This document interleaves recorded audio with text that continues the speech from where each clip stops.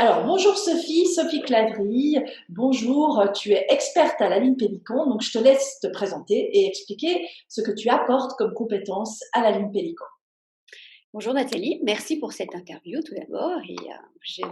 En préambule, je dois absolument dire que je suis absolument ravie et contente d'être un expert parmi la ligne Pélican. Alors mon expertise, en fait, je prends en charge les jeunes, c'est-à-dire les enfants et les adolescents. euh, Comme je les reçois déjà à mon cabinet à Champel, hein, où je travaille avec une psychologue, psychothérapeute, je les reçois pour ce que j'ai appelé, qui est ma méthode en fait, qui est la gestion positive du stress.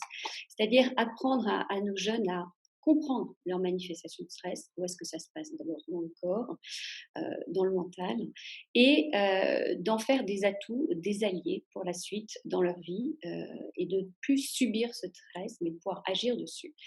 Et donc, je me suis spécialisée dans trois domaines qui sont ce que je rencontre beaucoup en consultation, qui sont des troubles de la concentration, de la motivation. Alors ça, c'est plutôt chez les adolescents, mais je peux le retrouver un petit peu chez les enfants.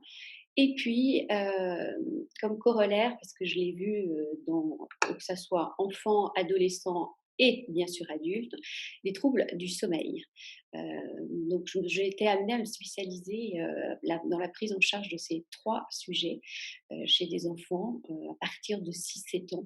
Euh, voilà. Et donc, je propose cette expertise aussi à la ligne Pélican. Donc, à la ligne Pélican, notamment, donc tu parles de l'adaptabilité émotionnelle, en fait, de l'enfant aussi, c'est ça? Complètement. Alors, de toute façon, il y a un petit check-up, hein, il y a une anamnèse des questions parce que chaque personne est unique, hein, donc l'idée, c'est de bien percevoir et ressentir les situations coincent un peu, ce qu'on peut aider à le débloquer. Donc, ça peut être tout à fait dans le domaine scolaire, dans les apprentissages, mais ça peut être complètement aussi dans la vie quotidienne, les activités extrascolaires, au milieu de la famille. Et donc, on commence par travailler sur les émotions quand on est un enfant en général, pour apprendre justement à répondre aux besoins, parce que les émotions, colère, tristesse, joie, répondent à un besoin. Donc après, l'idée, c'est une fois que ce besoin est satisfait, d'apprendre à s'adapter et de continuer à être en mouvement et de pouvoir agir dans l'avenir et dans les situations qui se présentent au mieux, d'avoir des atouts. Donc ça se passe sur beaucoup, beaucoup, beaucoup de thèmes. Donc, toi, tu aimes travailler avec les enfants, donc c'est bien ça ce que je comprends, tu aimes les prendre en charge, mais en même temps, un enfant à la ligne Pélican, il peut pas vraiment appeler. Donc, tu demandes en fait aux parents de t'appeler pour te faire part de leurs problématiques avec leur enfant, en fait. C'est bien ça? Exactement. De toute façon, alors après les adolescents, mais de toute façon, tant que les enfants ou adolescents ne sont pas majeurs, la prise en charge, elle démarre avec les parents. Bien évidemment, le premier rendez-vous, ce sont toujours les parents qui appellent, parce que moi, je ne m'autorise pas, il est impossible de toute façon d'agir sans l'accord et la volonté des parents. Donc ça passe par eux. Et souvent, on se rend compte qu'une gestion des émotions un peu plus compliquée, des troubles de concentration, de motivation, euh, donne une ambiance un peu compliquée à la maison. Donc en général, les parents viennent avec une thématique pour leur enfant et l'adolescent, mais ça recoupe un petit peu l'ensemble de la famille. Donc on commence un premier rendez-vous, un premier appel téléphonique avec les parents, et une fois qu'on a débroussaillé, je dirais, le problème, qu'on a posé les choses, il y a une prise de rendez-vous qui est faite avec les parents, et puis après, je travaille avec l'enfant et l'adolescent, avec toujours un feedback. Donc en fait, le parent qui serait un petit peu inquiet ou qui arriverait pas forcément à gérer, eh bien la façon de mettre un enfant, au lit, pour qu'il dorme ou, peut-être des crises, je sais pas, de cauchemar ou de somnambulisme. Là aussi, il pourrait, eh bien décrocher son téléphone, t'appeler pour dire: «Voilà, est-ce qu'il y a quelque chose à faire? Comment est-ce que je peux, prendre en charge ou bien en tout cas, faire quelque chose pour aider mon enfant?»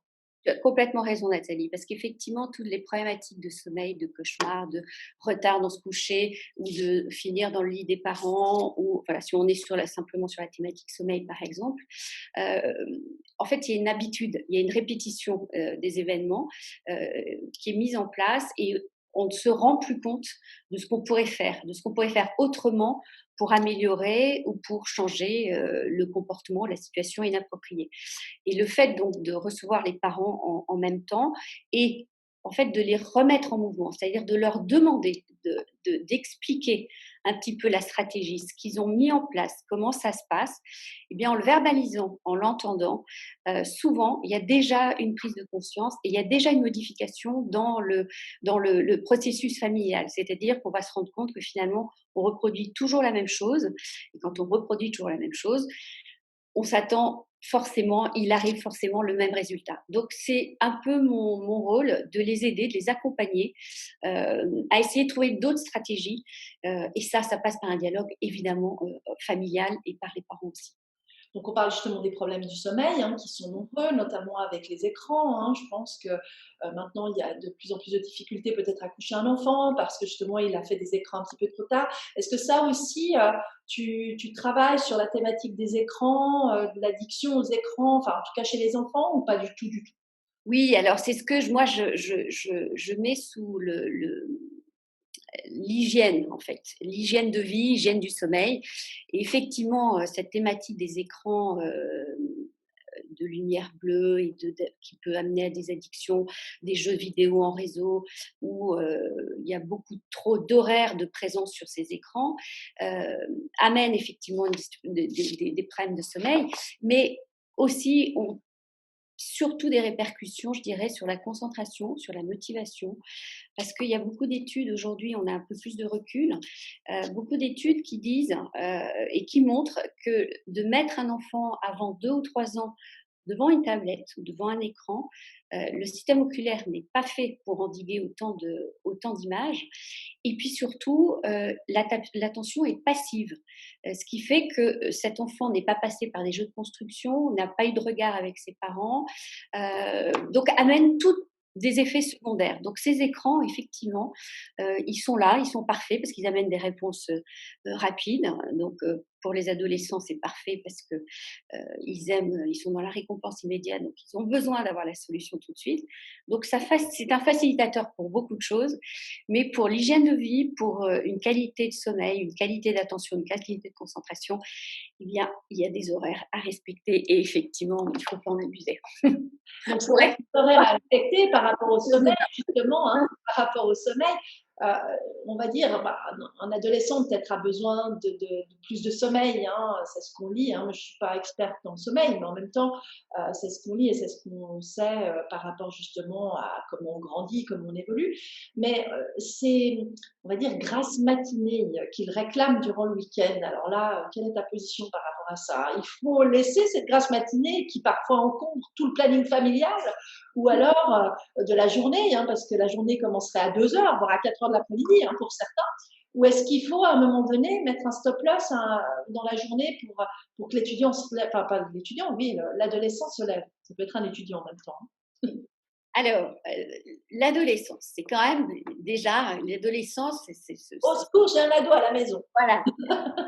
L'adolescent, il est quand même dans une période de vie où il n'est plus un enfant et il n'est pas encore un adulte. Donc il est au milieu d'un trajet et ce qu'il faut savoir, c'est que physiologiquement aussi, le système endocrinien est en pleine croissance, en pleine mutation, le cerveau est aussi en construction et un adolescent n'est plus considéré comme un adolescent aujourd'hui à 25 ans.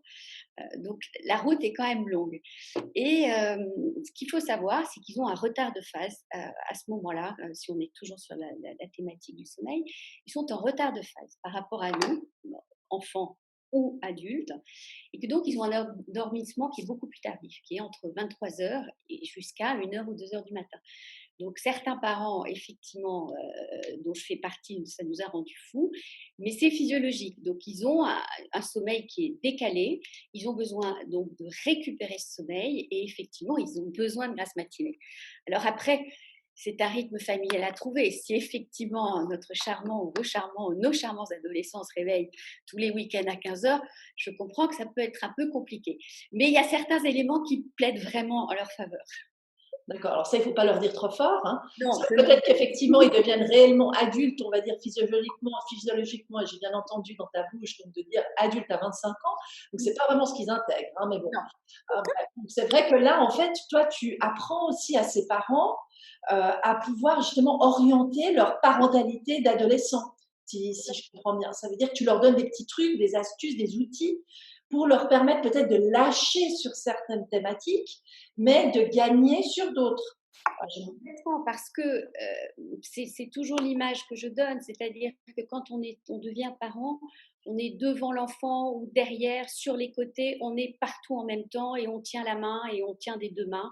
Les parents, après, en famille monoparentale, familiale, l'enfant est toujours tenu par la main au démarrage, complètement. Et puis à l'adolescence, ben, cet être en devenir, parce que c'est un être en devenir, bien, il a besoin de trouver ses marques, il a besoin de se construire lui aussi. Donc, c'est le délicat équilibre et un adolescent, il existe par ses manifestations, par les manifestations extérieures.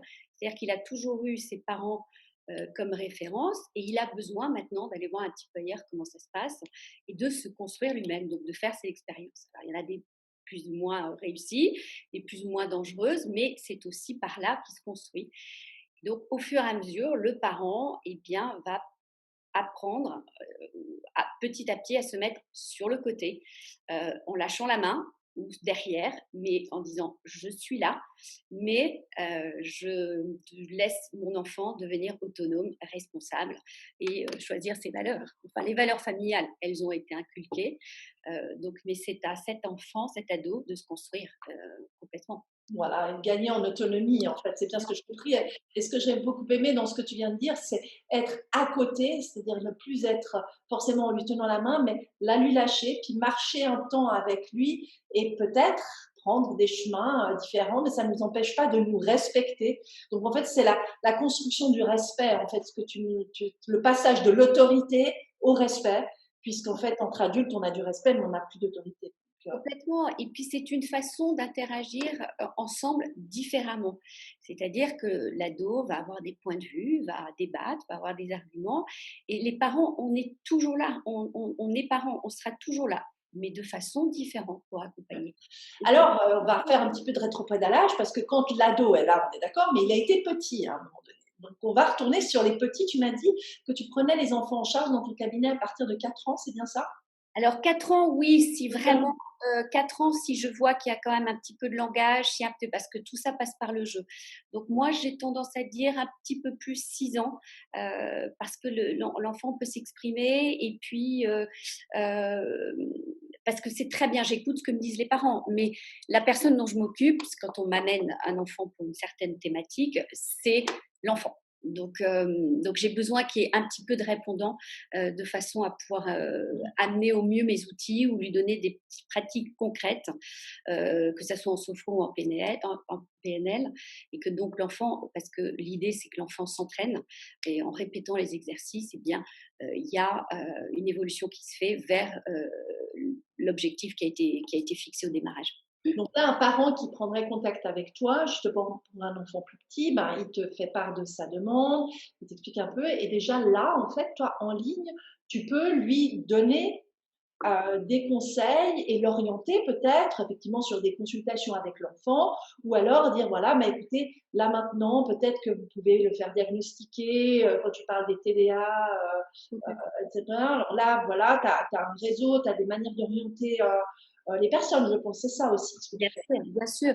Alors, il y a les 2 cas de figure. Il y a effectivement les enfants qui peuvent, arriver, donc à la ligne Pélican en visio, en support, en accompagnement parce qu'ils ont déjà été diagnostiqués, des bilans ont déjà été faits, donc on sait exactement, ce qui se passe et qu'à ce moment-là, moi j'interviens pour, en facilitateur. C'est-à-dire que je ne remplace pas un médecin, je ne prescris pas de médicaments, ça c'est absolument, pas du tout, ce que je fais. Par contre, contre, j'accompagne, je facilite, je suis un support pour la préparation aux devoirs, pour la mise en, par exemple, apprendre à se mettre à travailler. Quand on est dyslexique ou quand on a un trouble de l'attention, c'est extrêmement compliqué.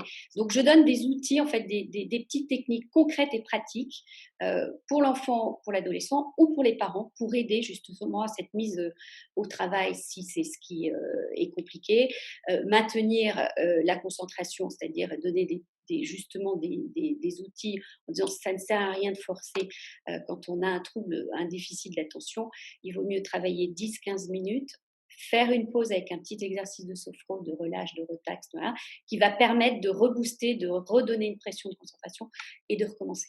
Donc voilà. D'accord, super. Alors, Sophie, tu travailles donc aussi, donc on a compris en cabinet privé, tu es très partie prenante de la ligne Pélican. Donc, pour quelles raisons tu as rejoint justement la ligne Pélican et qu'est-ce qui fait que tu as, voilà, participé à cette dynamique, quoi, qui est assez nouvelle, hein, en fait. Ah, qui est toute nouvelle et qui est un projet absolument magnifique, enfin plus un projet parce que c'est réel et ça fonctionne. Envie de travailler en réseau, de travailler avec des experts, enfin des personnes, des professionnels reconnus dans leur domaine, sur des problèmes, sur 360 degrés de problèmes de vie, en fait. C'est une espèce d'image, mais qui, je trouve, est tout à fait visuelle et bonne. Pouvoir aider, accompagner une personne qui aurait une thématique ou professionnelle ou individuelle et qu'on soit là tous, on se connaît, on connaît nos compétences. Et donc, moi, si j'ai quelqu'un qui m'appelle à Pélican et je pense qu'il y a un problème de relation toxique, par exemple, eh bien, tout de suite, je peux l'orienter sur toi, Nathalie. Je peux amener, moi, mon expertise pour aider et accompagner. Et c'est, voilà, l'idée, c'est que ça soit simple, facile d'accès et qu'on soit aujourd'hui en phase avec une nouvelle façon de travailler. Donc, on a vu avec la crise sanitaire, tout ce qui est visioconférence, Zoom, ça fonctionne très bien et ça marche, c'est-à-dire que ça marche pour l'accompagnateur et ça marche pour la personne qui a besoin d'être aidée. Donc voilà, donc vraiment une envie de travailler sur une plateforme avec des gens extrêmement compétents et de pouvoir donner de mon temps pour faciliter la relation d'aide. Alors, Sophie, je te remercie parce que tu me dis toujours aussi que je suis trop longue quand je fais des entretiens, donc je vais me tenir au minutage, mais aussi pour dire qu'en fait, tu es en ligne les mardis soirs, si c'est bien ça, de quelle heure à quelle heure, pour répondre justement à la ligne qui est le 0901 0963 87 30, pardon. Et puis aussi pour reprendre des consultations, on va dire des téléconsultations, là par minute, hein, simplement aller pour des prises de rendez-vous en direct. Et puis là, tu t'organises avec la personne qui prendrait ces minutes-là pour aller en lien avec elle. Alors, explique-nous un petit peu tes horaires. Non, donc je suis en ligne tous les mardis de 17h à 21h, donc au niveau téléphone et complètement à votre écoute et entièrement disponible pour amener des petits trucs, des petits outils tout de suite. Si je peux répondre aux besoins, c'est formidable en ligne téléphonique. Et si le souhait est d'avancer un petit peu et d'approfondir, eh bien, ça passe par une visio ou une téléconférence, il n'y a absolument aucun problème. Et je suis disponible pour vous. Et ce que je te propose, c'est peut-être qu'on se refasse un petit Zoom bientôt pour justement parler de toute cette période qui arrive avec les vacances scolaires et puis la reprise. Qui, avec tout ce qui se passe, va être assez dense au niveau de toute la parentalité, de toute l'approche justement éducative des enfants de 6 ans à plus qu'adolescents, hein, puisque j'ai compris que ça s'arrêtait à 25 ans. Ouais. Donc, pour apprendre à marcher d'abord à main dans la main et ensuite lâcher un peu, marcher à côté, ensuite laisser aller l'enfant vers son chemin. Donc voilà, merci beaucoup Sophie et puis à tout bientôt. À très bientôt. Sur la ligne Pélican et les coordonnées vont suivre sur les petites images. Voilà, bonne journée Sophie. Toi aussi, et à tous les pélicans aussi. Voilà, à tous les pélicans aussi, exactement. Allez, au revoir. Voilà.